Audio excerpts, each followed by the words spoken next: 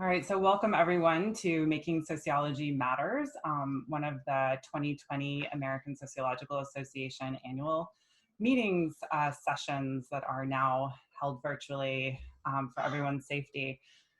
So I'm Anna Muller. I'm an associate professor at Indiana University, and I organized this session, and I'm really pleased to have several of my wonderful colleagues joining me today. And so I'm going to start by introducing them, and then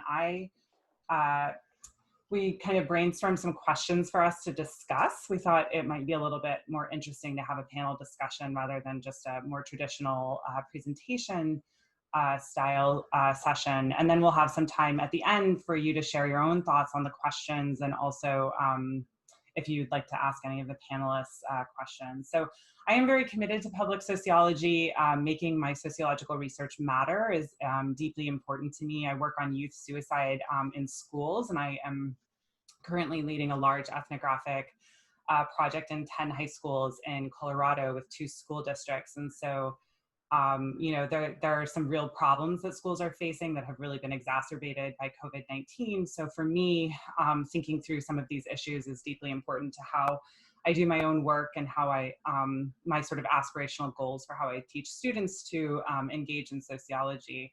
And so my colleagues that are joining me today are sort of fellow public sociologists, so they all sort of vary in the ways that they do public sociology. So I'm going to introduce each of them in alphabetical order. So first up is Dr. Rashawn Ray. He's the David M. Rubenstein Fellow in Governance Studies at the Brookings Institution right now, but his usual digs are as the Professor of Sociology and the Executive Director of the Lab for Applied Social Science Research at the University of Maryland, College Park. He's also one of the wonderful co-editors of Context magazine, Sociology for the Public. Previously, he was a Robert Wood Johnson Foundation Health Policy Research Scholar at Berkeley. So Rashawn's research addresses the mechanisms that manufacture and maintain racial and social inequality, with a particular focus on police and civilian relations, as well as men's treatment of women. And his work also speaks to the ways that inequality may be attenuated through racial uplift activism and social policy. He's published over 50 books, articles, book chapters, and nearly 20 op-eds. He's also recently published a book called How Families Matter, Simply Complicated Intersections of Race, Gender, and Work, with one of my colleagues, Pamela Brayboy Jackson. And another edition of Race and Ethnic Relations in the 21st Century, History, Theory, Institutions, and Policy recently came out and has been adopted nearly 40 times in college courses. He's written all over the place and is all over the media, and is really wonderful at promoting himself or making his sort of media appearances accessible for all through like Twitter as well as Instagram. But he's written for the New York Times, Newsweek, HuffPost, et cetera, et cetera. He's also selected as one of the 40 under 40 in Prince George's County and was awarded the 2016 UMD Research Communicator Award. So next is Lindsay Richardson. She's an associate professor at the University of British Columbia and a research scientist on the British Columbia Center on Substance Use. Her research focuses on the dynamics, causes, and health consequences of poverty, with a specific focus on people who use drugs and inner city populations. Prior to her time in academia, she worked in politics and public policy for the Prime Minister of Canada, as well as the city of Vancouver. She leverages this background to optimize the policy relevance of her research and explicitly integrates knowledge translation and stakeholder engagement in all aspects of her research. Recently, she completed a field experiment examining whether changing the timing and frequency of income assistance payments could effectively reduce elevations in drug use and drug-related harm that coincide with these payments. She draws on robust, multi-year integrated knowledge translation processes that was conducted alongside the scientific components of her study to modernize approaches to income assistance systems in British Columbia and beyond. Her work is supported by a New Investigator Award and an Early Career Foundation grant, both from the Canadian Institutes of Health Research, as well as the Scholar Early Career Salary Award from the Michael Smith Foundation for Health Research. And last but definitely not least is Michael Sierra Arevalo. He's an assistant professor in the Department of Sociology at the University of Texas at Austin. So Michael's research employs quantitative and qualitative methods to investigate police culture, behavior, and legitimacy. His first book, Peril on Patrol: Danger, Death, and U.S. Policing, is under advanced contract with Columbia University Press. Drawing on ethnographic fieldwork and interviews with police officers in 3 U.S. police departments, Peril on Patrol shows how policing's cultural preoccupation with danger and death shapes police training, practice, and policy. In addition to his peer-reviewed research that's appeared in the Proceedings of the National Academy of Sciences, Criminology, Law and Society Review, and the Annual Review of Law and Social Science, his writing and research can be found in a range of public outputs, including the Washington Post, Times Higher Education, Vox, GQ, and recently he's been doing a lot of stints on NPR. So thank you guys so much for joining us today and agreeing to do this session despite all of the pandemic challenges that we're all facing. So I wanted to just start by asking you guys, why do you think it's important for sociologists to work to make our research matter? And I don't know, Michael, if you want to start. I'll push you on that in the spot. Did he freeze? Did I do that at a very bad time? No. Oh, am I not here? You're there. I hear you.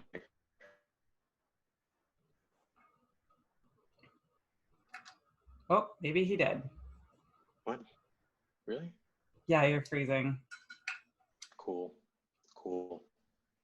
How about Lindsay? Do you want to jump in? Or Rashawn, go ahead. No, I think Michael's back. Is he back? Yeah, am I back? I thought I was back. There you are. Good. Now you're back. Okay, I'm gonna try again. All right. So I am a product of public schools. Growing up in Texas, I went to public elementary, middle, high. I'm an alum of UT Austin. I believe fundamentally in the mission of public universities: access, equity. And most sociologists, our salaries are funded by public dollars.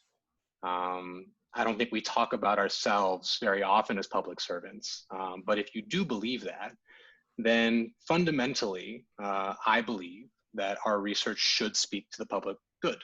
Ideally, it can make things better for the public that one way or another is putting money in our pockets and food on our table. And even if you are a private university, the grants that kind of make the whole research apparatus go round, those are largely funded by public dollars. And so why do we do it? In some cases, I think it's kind of our responsibility to make the products of what we do as researchers, as sociologists, accessible and intelligible. And that last piece is especially important.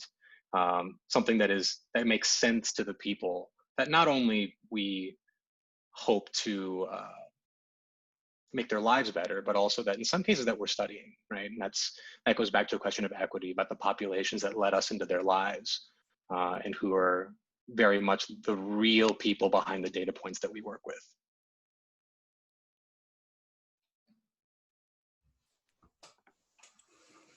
Does anyone else want to jump in? I can assign speakers always, but I'm also happy to kind of let it go a little bit. I'm happy to pick up those thoughts. I mean, I think I fundamentally agree with Michael in that, you know, because the research that we do is often publicly funded and there's an imperative there. But I also think there are questions related to the discipline that are really important, in that the discipline of sociology has certain ways of looking at the world and ways of seeing that are really important for public contribution. And, you know, a simple example is thinking through the degree to which we have approached the challenges or the assumptions that economists make in their analyses, and really try to get people to think through what's behind those assumptions and whether or not they're even valid in a public forum. And I also think sociology is a big enough tent that we have a lot of room to move in terms of making sure that what we're doing has policy and programmatic application, that it can really influence decision-making at all levels. Yeah, I mean, I agree. I mean, I think the argument that Michael made was right on target. I just want to say thanks, Anna, for organizing this, getting us together, getting me together with Lindsay and Michael. And all of us have books in the background, by the way. Like, we are consummate academics. All of us have books in the background. But, when I think about this, if I think about this moment that we're in, and we're being hit with these two pandemics, I mean, COVID-19, and then the extensions and the outcomes related to structural racism that helped found the United States of America. My research on policing and health disparities is right in the center of that. I feel like I'd be doing a disservice to everyone to not aim to highlight the research that I do and that my colleagues do outside of the ivory tower. And I just wrote a piece for Footnotes about policing. And one of the things that I ended with, I think, Anna, you were in my head as I was finishing this piece coming into this session, is we know that science and empirical truth are under attack. And for too long, sociologists have remained on what I call the ivory tower sidelines, that there are communities embedded within the places where our universities are. And rarely do we have relationships with them. And what's interesting about that is that some of us, and Michael's link with public schools, I think, is a good way to think about it. Some of us do not have the luxury to sit inside the ivory tower and simply do, quote unquote, pure research.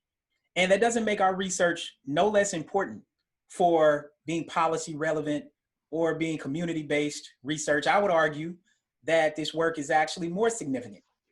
And so as we think about this moment and kind of what we need to do, we know that sociologists are being left behind. When I'm on Capitol Hill, when I'm in state capitals, there aren't a lot of sociologists there, but we should be there. And so part of thinking about public sociology is the impact. There are a lot of economists there. There are political scientists there. There are psychologists there. Sociologists we are missing, but we should be in those spaces influencing decision-making. And it doesn't mean that we're advocating for something, but what it means is that we bring our research to the table. Because one thing we know from Shirley Chisholm is that if you're not sitting at the table, you're on the menu and someone's eating you for lunch. And when we look at broader budgets coming from state lines, particularly at state universities, social sciences and some behavioral sciences are under attack. And when they look to cut disciplines, sociology in some places starts to be on that auction block. And so these are the sort of things that I think is important for us to get outside of the ivory tower to have these conversations. The other thing that I'll quickly mention is the dissemination of research has changed. And although some of us, particularly those of us on this particular panel and who are watching this, have got on board with this, but there are a lot of our colleagues who haven't. So part of thinking through this is we also have to think through at the university, we have to change or alter the reward structure. Because when I was an assistant, and Anna essentially spoke to this in some of the conversations and emails that we were having on this, is, for those of us who are tenured, we can talk more about the work we do, but I feel like I did basically the same amount of work before. I just didn't feel that I could talk to my colleagues about it because it was the perception that some kind of way, if I was doing policy-based work or doing community-based work, that I wasn't focusing on my quote-unquote academic work. And I don't see it that way at all. Pam Jackson, who Anna mentioned, who I have my recent book with, she would always tell me, everything you do, aim to get an extra line on your CV. And so what I always think about is, who can I share my work with who otherwise wouldn't get it? And as we know, when we publish in academic journals, we can do a lot to spin our work to reach a broader audience. I love all of this. I have so many follow-up questions. I wonder though, before we dig into some of the nitty gritty, if you guys wanted to share a little bit more about the work that you do to make your sociology public and to make it matter to people.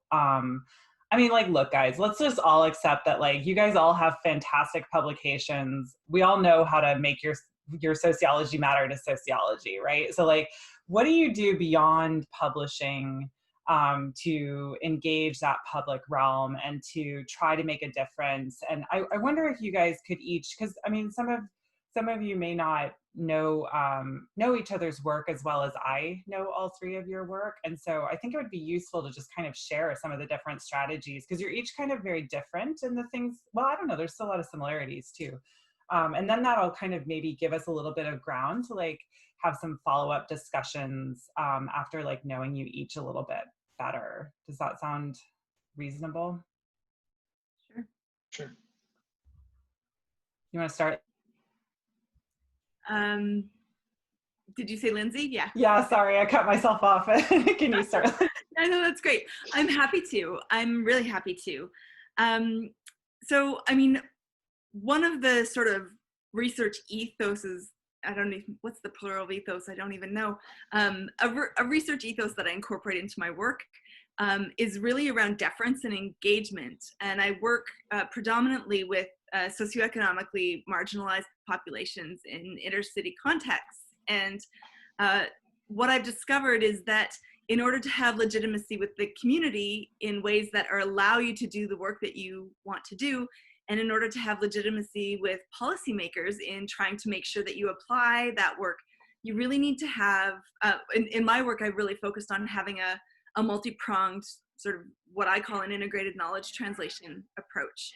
And what that is involved is really working with community and working with service providers and individual people who use drugs and policymakers and those kinds of things to really focus on priming the research environment, not only for the research that you want to do, but also for potential avenues of impact. And so that knowledge translation work looks a bunch of different ways, but it involves a lot. There's a lot of relationship development involved. There's a lot of sort of boots on the ground work in terms of meeting people and talking to them. But one of the key pieces that has been a part of my work that you mentioned in the introduction, Anna, around this field experiment that looked at changing income assistance patterns, was making sure that there was a broad-based consultation process that happened alongside the scientific work that was happening. And so we conducted that experiment and we produced, we're in the process of producing the results. And what we did alongside that was a consultation process where we had strategic discussions with over 500 people across British Columbia, including people who use drugs, and including service providers, including first responders, and including policymakers. And we compiled all of that work into a community impact statement that we released at the same time as we announced the preliminary results that were presented at conferences last summer. And what that did was really recognize that, for example, from a policymaker perspective, that scientific evidence is only one thing that they're taking into account when they make decisions about policies and programmatic changes. And it has to be both evidence-based from a policymaker's perspective, but it also has to be politically saleable and also has to make sense for the bureaucracy. And so making sure that we were presenting not just scientific evidence, but also a community perspective was one of the ways in which we really tried to hammer home to policymakers that what we were doing was not just relevant, but that people were open to it, but also had really heterogeneous perspectives about it. And so it did a good job in translating to policymakers and to people in the community that that essentially there's not a lot of consensus around what the income assistance system should look like and how it should be approached and whether or not you can design it in a more health promoting way. I'll leave it there. I don't want to go on too long, but I really feel like that deference to community perspective and making sure that you're clear about the fact that it's a policy development environments are very complex environments and that scientific evidence is one piece of a broader puzzle has been really important in the translational impact of my work. Can I ask a really quick follow-up question? Of course. When you do that, do you feel like part of your purpose is to help politicians understand that the work or the strategies that you're suggesting would work and would fill a need, or that there's a gap? Is that a lot of the work is around trying to translate complexity, to be honest, because from a politician's perspective, the idea of varying when people get paid so that not everyone goes on a drug run on the same day and overdoses at the same time is very intuitive. But what we found in the scientific research was that it's very complicated in that you can potentially positively impact drug use patterns, but that you might expose people to other risks by sort of structurally differentiating them from the rest of the community. And so politicians, when they heard about the idea, were like, well, let's just do that. We don't need to wait for the study. It's simple, it's intuitive, it's effective. Like, this will be good from a public-facing perspective. And so a lot of our work was focused on both demonstrating the feasibility of potential reform and basically saying, like, you think this is really hard, but it might not be as hard as you think it is. And part of that's because of modern banking systems, but also because it's a much more complex thing than a policymaker would like it to be, right? Yeah, I feel like that is truth with any kind of big social change. Michael, do you want to share a little bit about the work that you do? And I'm curious also with something you said about giving back to the communities that we work with. And, you know, I feel really strongly about that. I think I you know, at least those who know me know I talk out about that a lot. But I wondered if that's ever challenging for you, since you do work with policing. And if I'd be curious if you could share some of the ways that you give back to police. To move out to that too. It's a great question. And so I will, at a 10,000 foot view, I think ethnographers are trained in some way to think about their data in a particular way. And it's to tell the story of the people that they study in a way that's intelligible to the people that you're actually studying. They should be able to see themselves and see their world to some degree in what you're producing. If what you're producing out of that data is just utterly unintelligible, then something has gone awry. That doesn't mean they have to agree with your interpretation of things, but they should be able to say, like, okay, that happened, number one, but also that makes sense based off my own experience of the world that this person came in to learn about. And so that's in the production of my academic work, very much the core of how I choose to represent that data. I want officers, police executives, and who have shown this work too, but who have come across the work to know that this is real, even if they don't agree with my conclusions. And many times they don't. As far as the public facing stuff, I think I mentioned to you via email that in this moment that Rashawn pointed to, I don't really have to work that hard to convince an editor that work on police culture and its infatuation, its preoccupation with violence and danger and what that means for racial inequality, or for brutality, for use of force matters. That in some ways is, a lot of that work is done for me. And that happens to be a feature of this moment. The challenge really becomes, how do I, in some ways, dampen a lot of my socialization as an academic to get the point across, and to do that in a succinct way that can be powerful while still staying true to the empirical truth. And that is it's a knife's edge. I think that's why a lot of academics kind of wave aside op-eds and they wave aside radio interviews and they say, well, that's not rigorous. That's not doing justice to the complexities of the world, because we don't get 14,000 words. We get 800. We don't get a 2-hour plenary. We get 10 seconds to make a kind of a soundbite. And it gets better and easier with practice, but it does take practice. And so when it comes to interviews, I rarely turn down interviews. I try to take every opportunity I can to be a voice of, I hesitate to say reason, but a data-driven voice on topics like policing and race and the criminal legal system. I think a lot of times we get people who, for whatever reason, get given a microphone, who have no business being in front of a microphone. I like to think that I have a different kind of grounding to provide perspective. Whether or not that's true is not for me to decide, but I try to take that seriously and bring the facts to bear on these conversations that are literally about life and death for people.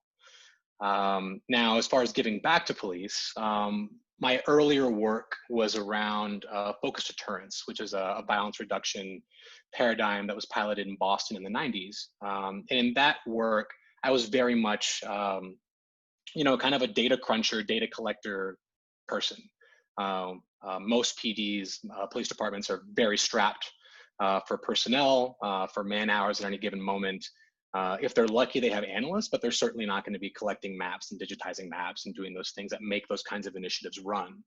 And so in that sense, I was directly contributing to the mission of violence reduction. And I've also done some work with the National Network for Safe Communities, helping use tools like social network analysis to much more responsibly map networks of individuals who are connected through things like gun violence. This is based on some of the work by Andrew Papachristos in Northwestern, the contagion of violence. And so I was involved with some of that work as well.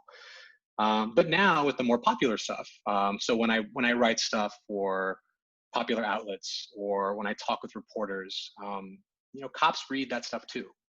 And for me, I try to think of those things, even if I'm not going into redo someone's academy training, though I am speaking, for example, next week with someone in California who works with the community college system, where actually a lot of police training happens, is in university settings, not just in actual police academies. I think about it speaking truth to power. I know that officers come across the things that I read because they message me about them. I know that they come across them, and I know that, yeah, I'm probably burning some bridges and I'm not going to get access to departments in the future because of it. And that, that is worth it.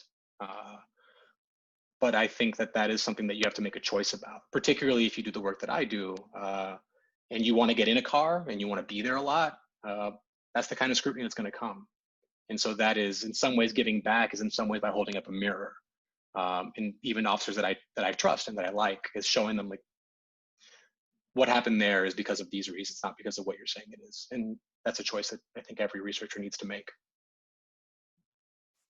I mean, I could just listen to Michael talk all day long, because I echo everything that he's just said, like literally everything. I mean, particularly doing work on policing. So, I mean, I'll just try to add on to what he said. I mean, that was great.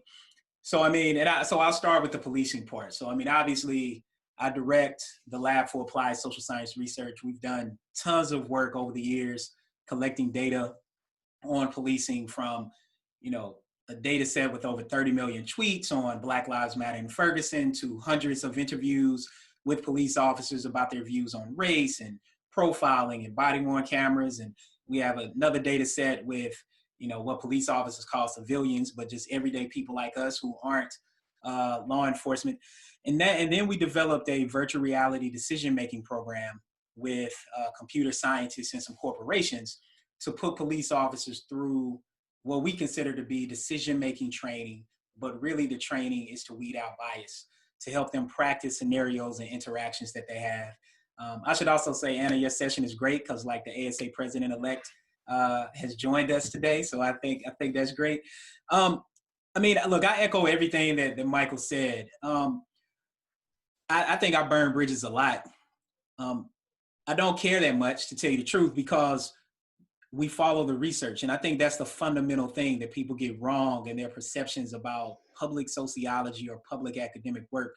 You still follow the research. So if the research says that there's pervasive racial bias in policing, I'm going to say that. If the research shows that there are pervasive racial biases in healthcare, I'm going to say that. And you know what? If the research shows that there weren't, I would say that too. The problem is that there are. And there are a lot of people who just don't want to admit that. And that doesn't mean that we shouldn't say that. I'll tell you something that happened recently that I'm pretty sure that I burned a big bridge. And I really didn't think twice about it. I mentioned it to my wife right afterwards. So as you all know, the Washington NFL team is changing its name. Okay. Well, evidently this had been brewing, because maybe 3 or 4 weeks before the announcement, they contacted me and said they wanted to talk about doing an implicit bias training. They wanted to talk about things that they should know from an organizational standpoint. I think this was their way trying to get out in front of that.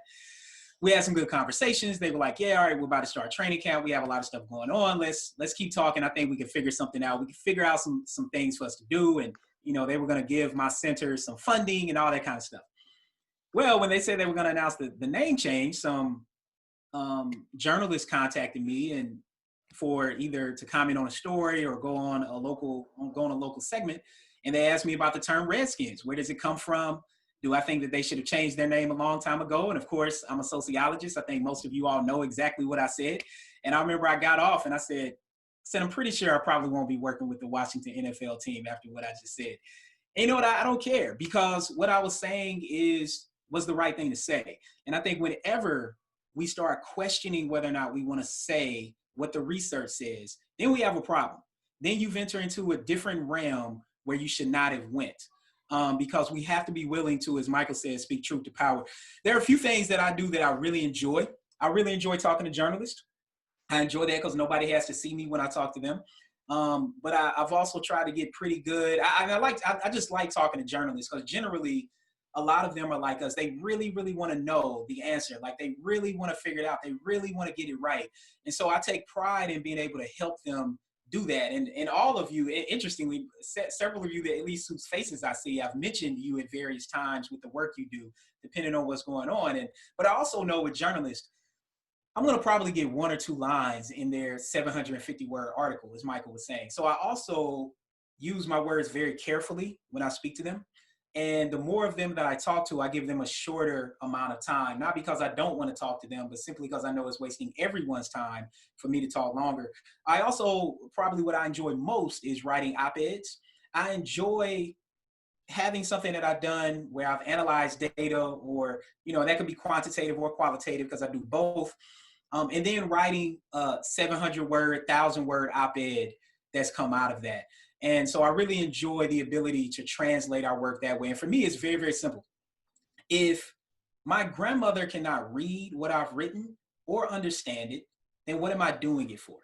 It suggests to me that I need a different format. And my grandmother is a very, very intelligent woman. So oftentimes it's about our work being behind a paywall that people can't get. So as an example, a piece just came out early this week on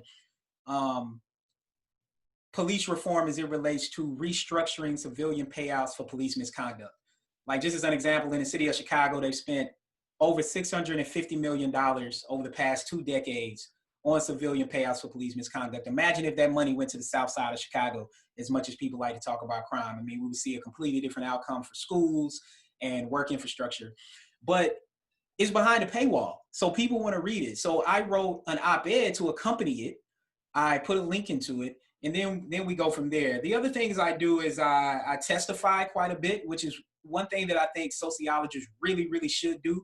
You're essentially going, you have a very short period of time, but you are in front of policymakers, either at the local, state, or federal level. I've done all of them. The federal level is the most strict in terms of is timing. Oftentimes you get 2 minutes. If you're formally testifying, if it's a panel, they'll give you a little bit more time, but you submit a formal written document and they read them.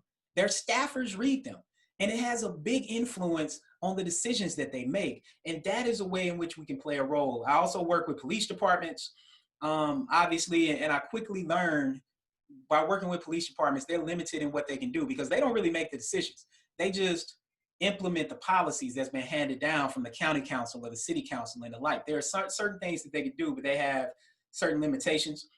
Couple of other things. So I do TV stuff, which is super nerve-wracking, particularly live stuff. But for me, TV has increased during this period. I think it's a few-fold. I think being at Brookings helps. I also think being able to walk in my office and put on a shirt and then be done in 5 minutes and still fix my kids' dinner helps too. Whereas before, I would have to pick them up from school. I would have to take them to 3 or 4 things. I would have to try to make it back to DC to a studio. Like, none of that was ever going to happen in my life. And I wasn't going to compromise spending time with my kids. But as Michael was saying, oftentimes we have a very short period of time. But what I notice about TV is people will follow up and they want to hear more about what you said. So they're looking for something to read. They're looking for something that you've done. And to me, that's the big impact. Social media, the thing that I'll say about social media, I think social media is really good because it curates content. It also brings out a lot of haters though. Like, you get a lot of hate the more you do that. And I mean, daily, somebody's saying something that a person would consider to be racist or just hate-filled or what have you. But that's just part of the deal. Is I think Michael, the way he put it was that's just part of getting in the car, driving down the street is kind of the analogy that you said. But with social media, one thing I'll say is about curating content. So the way I think about it, everything you do, you want to post it. And I have 2 friends who are in marketing who have pushed me over the years. They've actually helped me with this. So it's not like I know how to do any of this. They were like, Ray, you mean to tell me you wrote a 10,000 word paper for a journal that I've never heard of before in my life, and nobody can read it or look at it? He was like, that's crazy. What are you doing? And I'm like, but that's my occupation. That's what we do. Like, people look at it, people like me. And he was like, you all are a very small percentage of the population. He said, you need to stop selling secrets. Like, that statement changed me. He said, you academics need to stop selling secrets. He said, you all hoard information and knowledge. You don't let anybody have it. He said, and the people who really need it never hear from you. And that touched a nerve in me that shifted me to try to reach certain outlets. So I think a key question that people have to ask is who is your audience? For me, I'm very clear who my audience is. My audience, I think about academics, obviously, but I think about policymakers and I think about journalists. And then for me, the public is after that, because I feel like those groups disseminate information to the public. So the public is the center for me. I view social media as just a way to curate content, to post things and highlight things, but it's more about reaching policymakers and journalists for me. I agree with all of you. You guys are awesome. And I want to just also highlight one thing that feeds off of what you said, Rashawn, is that if you think about the global South, like if we think about academia and maybe even US academia in particular as like, knowledge hoarders, it's even worse when you think about, how little our knowledge, how inaccessible it is to countries that, don't have the same infrastructure or library networks that we do. I am so passionate about open science, precisely because it's just a profound and unacceptable form of inequality to hoard knowledge and not ensure that knowledge, makes it throughout the world.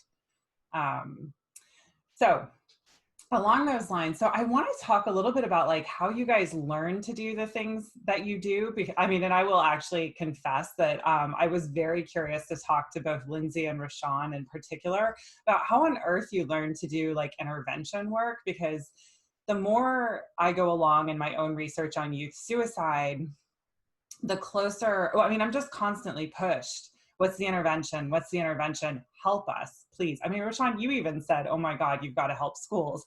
And it's like the last time we were chatting, and it's like, oh, wow, but I'm also, and I'm trying and I'm learning and I'm developing ways of learning, which mostly right now is just talking to people who do this work. But it's, some of these things we're not trained in. And I'm also definitely, I'm trying to learn to talk to media. As an introvert, some of this stuff is like really hard for me, but it's like, I agree with you that it touches a nerve in me when people need this knowledge, and I have at least some of it. And at any rate, I'm struggling to grow myself in this arena. And some of it is not stuff that we include in our training in graduate schools, or sometimes I don't even know who to ask, or they're so deeply embedded in a discipline that doesn't understand sociology, I'll just say, for the instance of suicide research, that it's hard to get at some of this and figure out how to do it. So I wondered if you guys could talk sort of both about any challenges you face in doing public sociology or making your work matter, and how you've kind of learned to overcome some of those challenges. I'll start first with this one. So to your point, Anna, we're not trained to do these sort of things. So how do we learn it? When I was a postdoc at UC Berkeley with RWJ, they put us through a media training, and it was literally like a mirror reflecting back on me. And I learned a set of strategies on how to essentially practice and get better over time. Brookings has done the same thing. It was a good refresher for me in a lot of ways. And so, there are certain things in the way that I'll move even my head when we're doing something like this, because it's more acceptable in an academic environment, in a way that it's not on TV, in a way that it's not if I'm on radio. I don't use the word I try not to stutter over my words. I'm very, very methodical when I'm approaching those things. And so I think training helps. The other thing I do is I practice in the mirror. Sounds crazy, but I do it. Like, I literally watch myself. I'm like, that was horrible. The other thing I do is I review footage. Like I treat it like I was still playing sports. Like after the game, you review tape. And so I watch it and I'm like, that was horrible. Like, I don't know what the heck I was doing or what I was saying right then. The other thing I do is I ask the people who care about me the most, which in my family, that's like my wife and my grandma and my mom, and they are brutally honest. Like my wife will tell me like, I don't know about that one. Like you kind of, I don't know. That wasn't that good. I'm like, wow, really? And so, I mean, having people who can tell you that and try to get better, I think is important. The other thing you ask about doing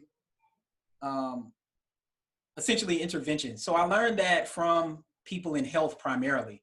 People in public health, I also learned it by being a social psychologist and doing experimental work. So I try to merge randomized control trials with interventions. And so everything I do is I think about, if I had a comparison, what would it be to really be able to highlight that it's making a difference and also make a difference simultaneously. So that's one of the ways in which I do it. And I should say this, Research Talk, I teach courses with them. It's most of you have probably heard it. It's a company that does a lot of qualitative short courses. And I think in 2 weeks, they have, and I know my course is in 2 weeks, but they have a lot of courses that's embedded in some of the conversations we're having about how you layer up your work. But I mean, I think training and practice is what it's all about. And I know that I've encouraged ASA to have more media training at ASA to help us do that. And on the introvert front, there are two things I think that are useful for introverts that I've noticed is writing op-eds, because you don't have to talk to anybody. You just, you write the short op-ed, which you've done, of course, Anna. But I think it's also talking to journalists, because you don't have to see anybody and you don't have to do anything. And you also mentioned what's the most difficult thing is TV live is really, really difficult. And the reason why TV live is difficult is because one thing people don't realize about being in a studio, but even doing it at home, like, and the bigger the outlet they do it, I think it's because maybe it makes the image clear in a lot of ways, but you don't see who you're talking to. So you can only hear them, and it sounds horrible in your ear. Like if they give you, like in studio, if they give you the thing that goes in your ear, it's hard to hear. And so, I mean, I remember one I did with Al Jazeera, it was probably the worst. It was at that point in time when I realized I was getting older. I was like, okay, clearly my right ear is not as good as my left because I have no idea what this person is saying. And then second, the studio room they put me in, it was all glass. So people were walking around me, having conversations and talking, but I was looking at a blank screen. Like I couldn't, I couldn't see the anchor who I was talking to. And so those types of things I think require practice. It also requires, like any big thing for radio or TV, it's sad to say, but I mean, just sound bites. You have to try to get in what you're going to say, but you have to just say the most important thing that you think is relevant at that moment.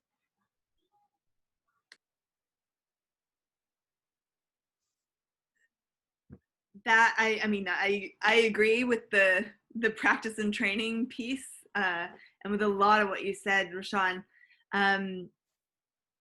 I think what I would add is in order to develop the capacity to do an intervention, I also just had to do it, right? It's about taking a problem and identifying an idea to solve that problem and gathering whatever training you can find and then doing it. And it was not always pretty. And it certainly was not easy, but one of the things that I think prevents there from being more intervention work is that we don't have a long tradition of field experiments in the discipline. I for example, did my postdoc in a faculty of medicine. So my exposure to that piece also came from the health sciences. And it, in terms of the public piece and the public consultation piece, where that came from is that the people that I work with, in terms of research participants, people who use drugs, and in the communities where I work, have no hesitation of telling me exactly what they think and exactly what they think I should be doing. And so making sure that I'm in those communities actively ensures that I'm accountable to them as well. And so the learning is also a function of what is demanded of me to do the kind of research that I believe is the right kind of research to do what I'm doing. So there's that piece again. But in terms of, it's just a question of, here's a sentiment that I think might be useful in framing our discussion a little bit, in that there is a lot of observational work on the potential harms from the income assistance system among people who use drugs. It's been published about, people have published on it since 1995, right? So we're looking at 25 years of research. And within that research, there were all of these calls to change the way the income assistance system was structured, or to distribute funds more frequently, or to desynchronize them, or whatever it is. And policymakers didn't listen to that. They didn't say, oh, you guys have asked us to do that. That seems like a great idea. We'll totally just do it. Said no policymaker ever, for the most part.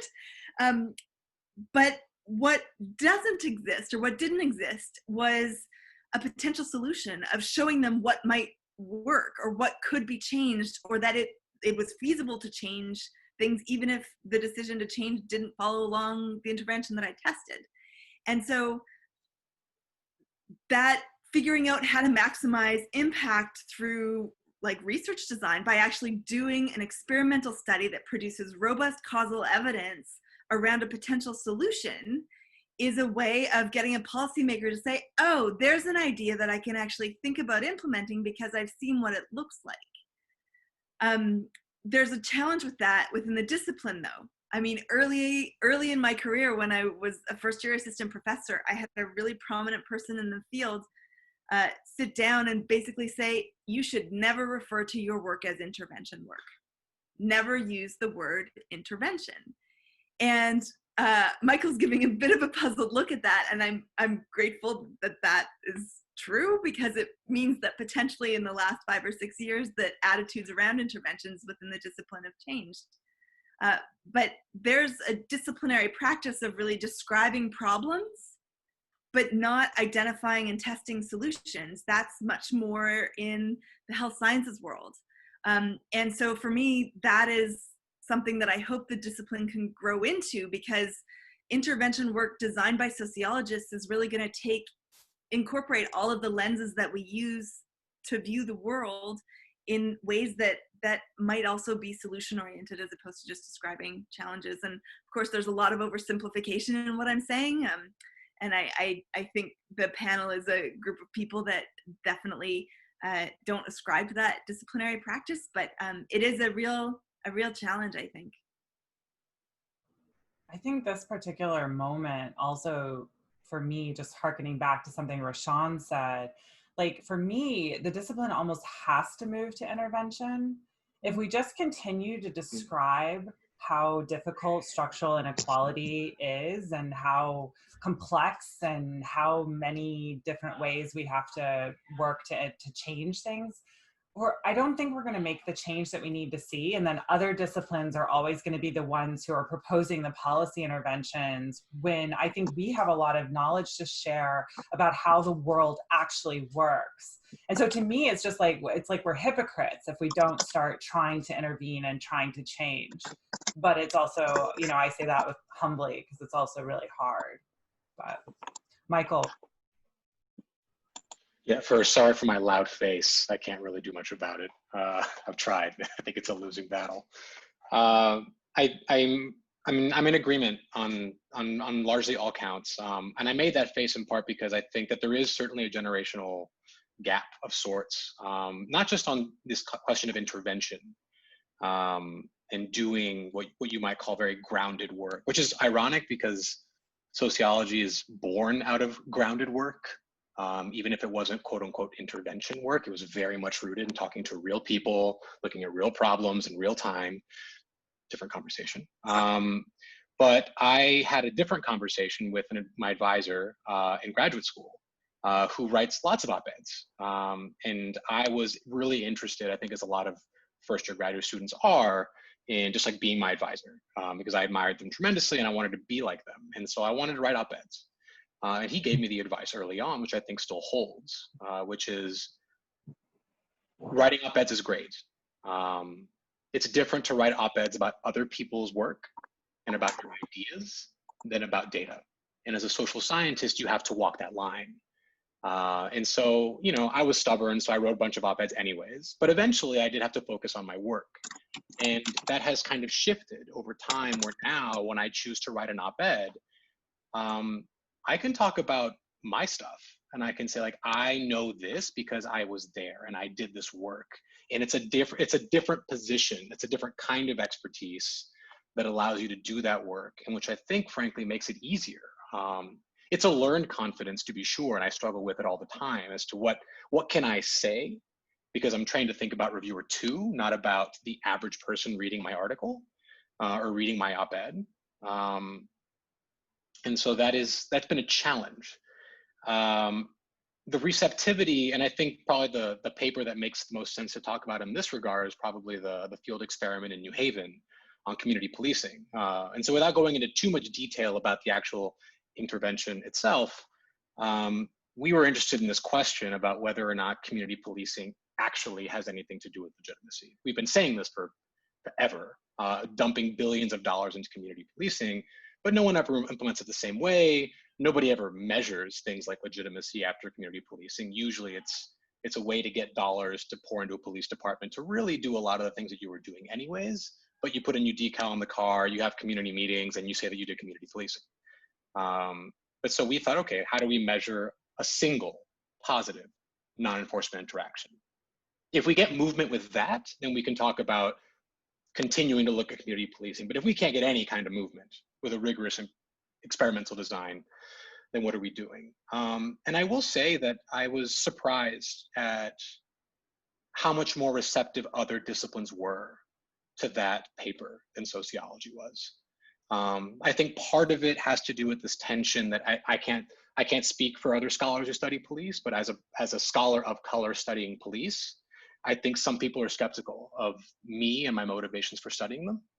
I think that a lot of people expect a story that is always going to be centered around the very real problem of racial inequality and police violence and brutality. But that paper wasn't that. That paper was an empirical evaluation of this particular intervention. And so people in political science love the paper. They love causal inference. I got more love from economists than I did from some sociologists. I got criminologists who have kind of a root in this sort of like evidence-based model. And we can talk about the shortcomings of quote unquote evidence-based criminal justice. And that is a long and very important conversation. But it was telling, I thought, that kind of work didn't seem to match up with some disciplinary priors. And I think it's a shame, not for me personally, I'm gonna be all right, but for a whole generation of scholars that I think, particularly with the advent of computational sociology getting so much more popular, all these free tools for really rigorous data analysis, for the proliferation of data through government agencies, crowdsourced data, this is really an unprecedented pool of resources for people to potentially do this kind of intervention work. But if you have a first-year graduate student and they're trying to figure out what plays in sociology, what hits, they might be perfectly reasonable in concluding that it's not that kind of work.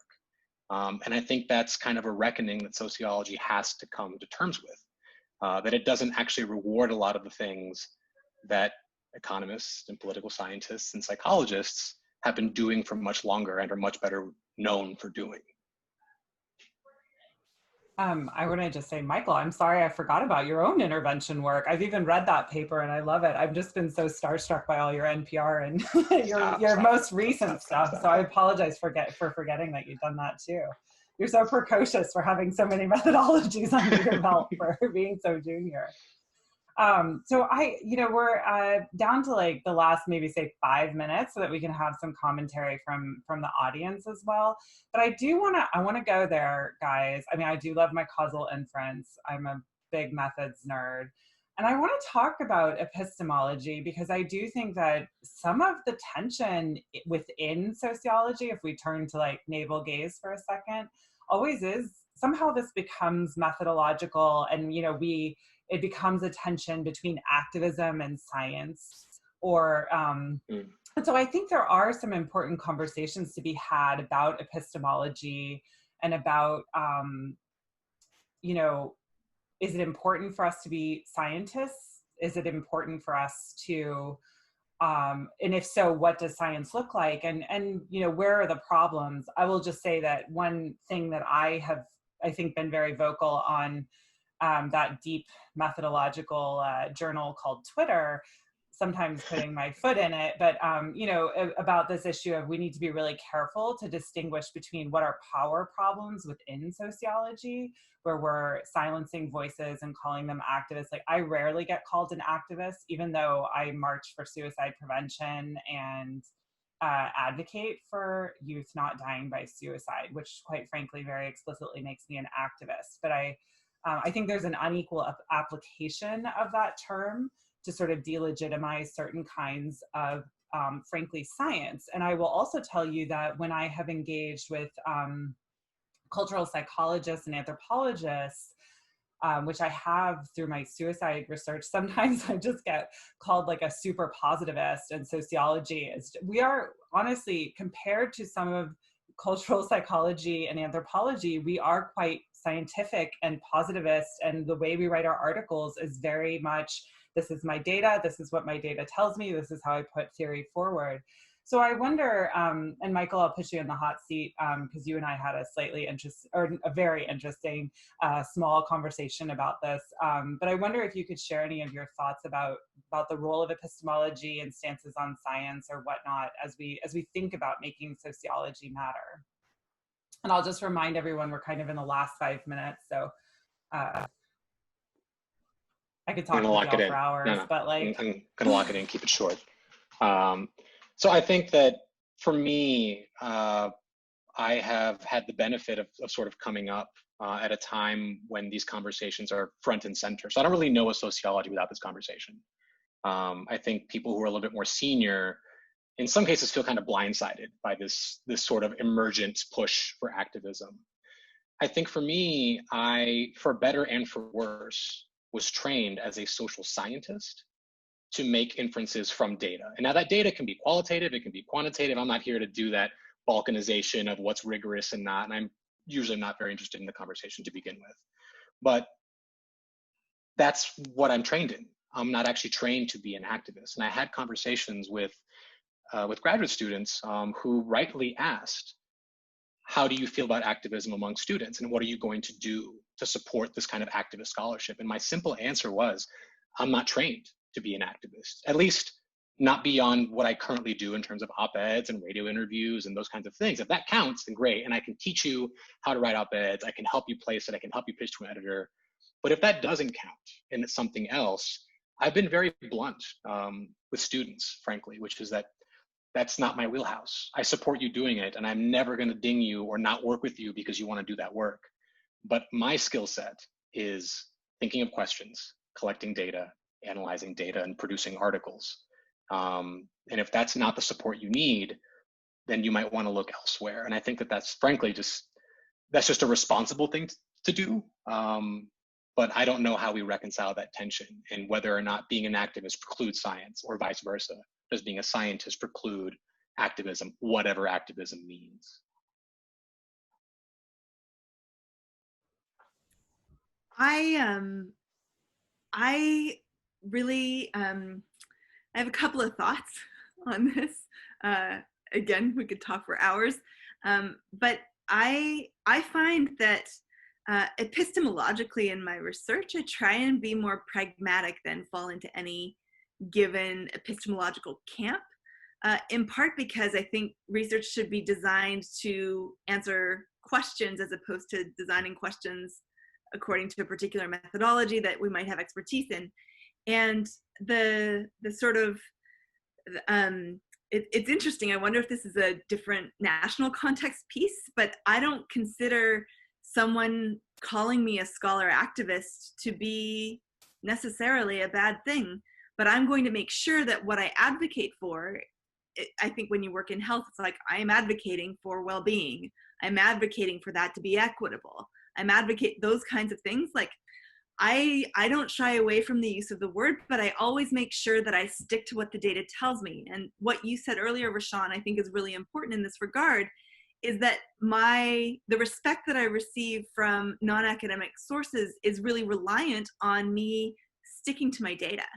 It's reliant on me not saying, oh, I can solve all the problems with the social welfare system because I did one experiment among a small population. Like, I think you have to just be careful about what you're advocating for and the degree to which it corresponds with what you know because of your expertise.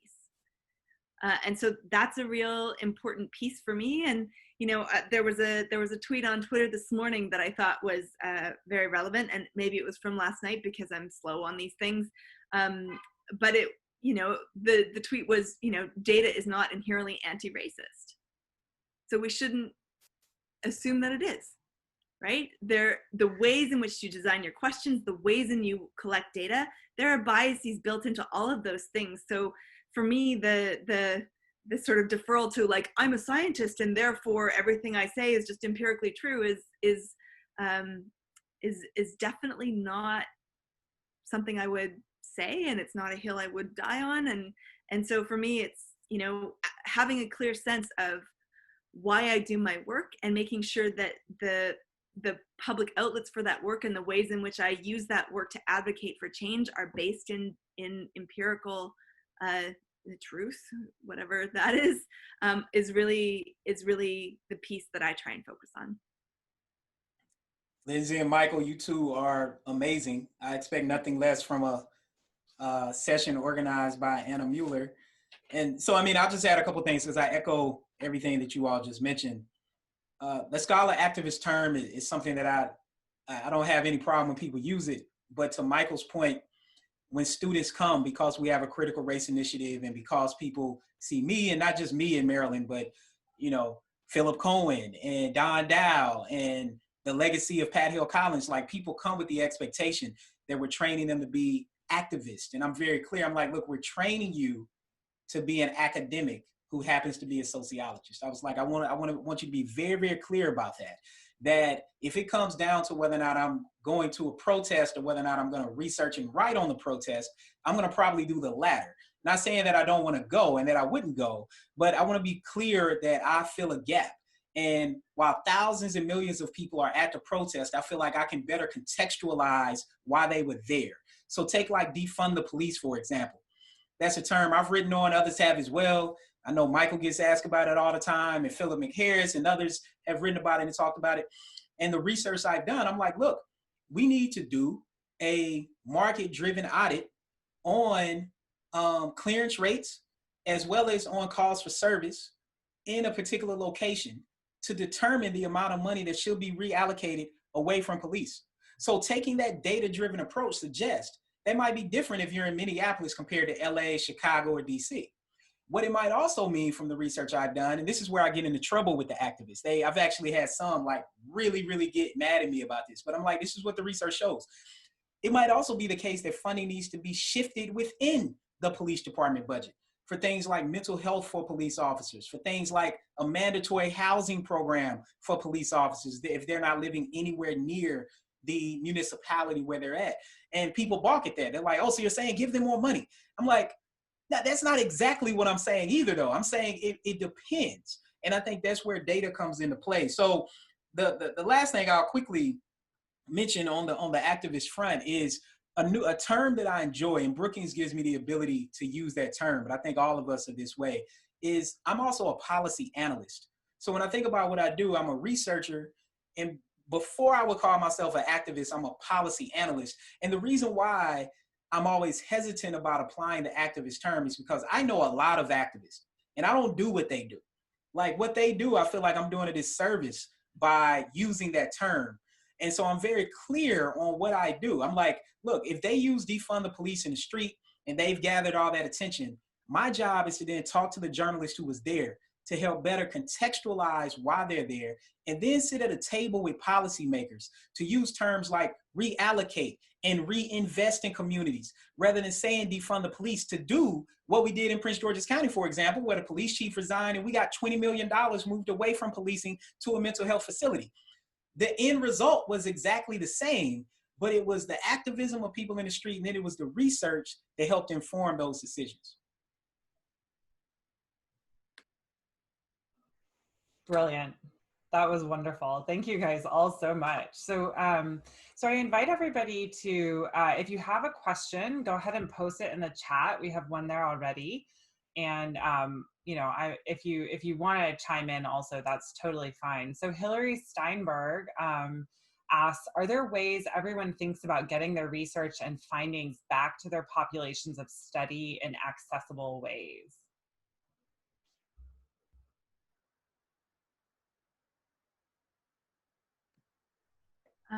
I can talk about that briefly. Yeah, absolutely. And I think there are a number of ways in which that happens.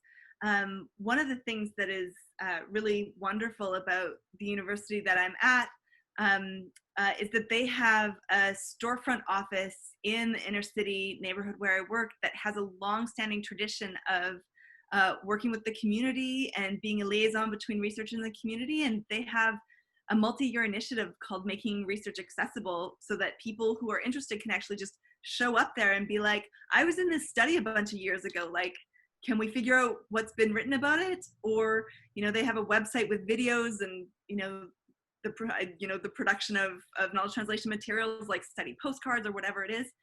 I've also had multiple forums or multiple fora where you know, we'll actually go to a space in the community and advertise and basically tell people to come out to have a discussion about the work that we're doing and what we found. And those have been very well attended and those kinds of things. And so I think there are ways of leveraging technology. There's ways of just showing up in person. I'm sorry, there's something beeping in the back alley behind my building.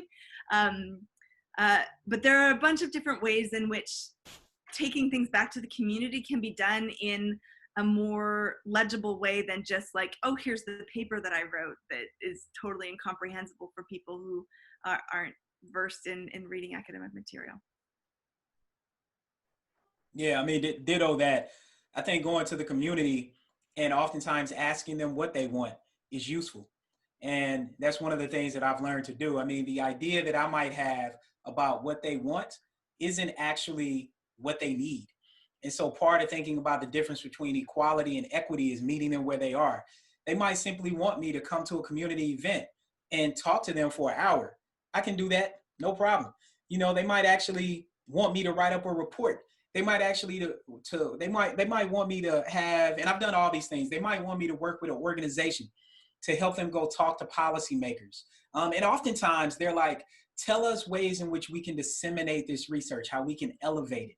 I'll give you a quick short example, 45 seconds, where we took police officers from some of our implicit bias work with virtual reality work. We took a local police department in a high school. And we've done this multiple times now, but we'll get the high school seniors in an auditorium.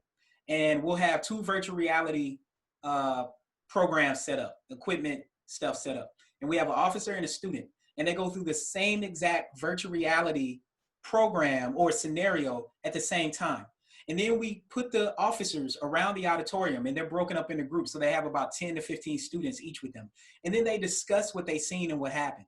And the type of conversations that come out of that are just invigorating, even though for me, it's some stuff where I'm like, all right, whatever. But you know what? It's so impactful. And the biggest things that come out of it are things where students say, like, I remember this 18-year-old young Black man, since he's 18, I guess he's technically a man, and he said, you know, I was scared to have conversations with police officers. Every time I see them, they're either yelling at me or looking at me like I've done something.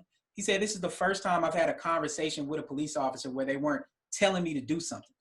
And it was so impactful at that moment that I was like, these are the types of moments that we do it for. Like, we did all this work, we're writing all this stuff, but that moment has changed the people in this room from getting to the point where he can make that statement.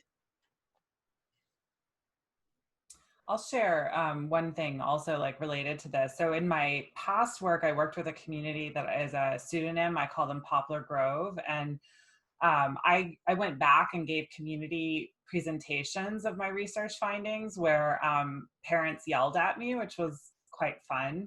I mean, it was fine. They, you know, if you've read any of that work, I had some I mean, you know, if you study suicide, you're not there to talk about the good things in a community. And so I had some sort of hard truths to share with them. But even that yelling at me led to some pretty good conversation, and actually almost served as an example for the rest of the audience, of like some problematic ways of thinking that is hard to even see beyond. And I also actually worked with bereaved families to help coach them to break the cultural patterns that were present in that community that were doing such harm. And they actually became really powerful role models. And that was a little tough work because, you know, it's like, oh, I'm not an expert in that, but I was just like, you're the only one here, you got to do it. But interestingly, because I made that community anonymous, which was in part because of a lot of political difficulty in doing research on youth suicide death in a community. It's just a really sensitive, emotional topic. And so at the time, they really wanted us to keep the name anonymous. And then once we made that commitment to the people who shared information with us, we couldn't easily, again, because it's hard to talk to bereaved people multiple times, we couldn't change that. So the community ended up not being able to use the findings to advocate for change in the same way that they would have been able to if they had been able to say, this is us, we need these changes. And a lot of them told me that they really regretted that. They understood why we couldn't change it. There's a lot of complexities behind why we couldn't change it after the fact. And we worked with them, and it's like, we've done our best, but that really changed how I'm handling my current study. I had really long conversations with my current communities about the benefits and the potential consequences of being public. And they decided to be public because they wanted to use the study findings to advocate to actually implement policy. So it's just something for those of you to like sort of think about as you design research, because that could be hard. We have another question. What do you have to say for students who are graduating with sociology degrees and using their own knowledge of research from their professors, but the public around them doesn't understand the importance of sociology, which results in a focus on other disciplines such as social psychology and economics? That's a super good question. Anyone want to take that? I'll just quickly say, I just keep centering that I'm a sociologist. I think people just don't have a lot of knowledge about what we do. And that gets back to us not being as much in the public as, say, economists or psychologists or even political scientists are. So I keep reminding people that I'm a sociologist. Is one of the reasons why all my social media handles are sociologist raised, because I want people to know I'm a sociologist. I'm not in nothing against anybody in another discipline, but I chose sociology for a reason. I'm a sociologist, and I also think that the more we get out our research. So one of the reasons why I became co-editor with Fabio Rojas of Context is for this reason. One of the first changes we made, and it took us a long time too. It wasn't surprising. It was just saddening how long it took us. As you all know, Context used to be called Context Magazine, something like studying people in their social worlds or something like that. Like, what does that mean? Nobody knows what that subtitle means. So we got to change to Context Magazine, Sociology for the Public. And I mean, I could tell you how many meetings we had with the Pubs Committee and with the, with ASA, and with all these other entities who just had a problem with that change. And now I think with that change, we are centering sociology. And I think that's part of what we have to do, is just keep reminding people. So like when I talk and I say research, instead of just saying research, when I'm doing an interview, I say sociological research shows. Like I make it a point to put sociology in what I'm saying. I say sociologist Anna Mueller said, like I make it a point to say those terms, because there are a lot of sociologists doing a lot of things, but no one views them as a sociologist, because we have a lot of individuals out doing things, whereas in other disciplines, their discipline has framed them from their national organizations. I think ASA is getting on board, but we need a little bit more in that department. That's a fantastic answer. I think also for me, I get mistaken for a psychologist all the time since I work on suicide. To be honest, sometimes I let it go just because I don't need to correct people all the time. I do correct when it matters, I correct. But for me, being trained in mixed methods, which means I can help people with data and understand data, goes a long way towards them having faith in my capacity.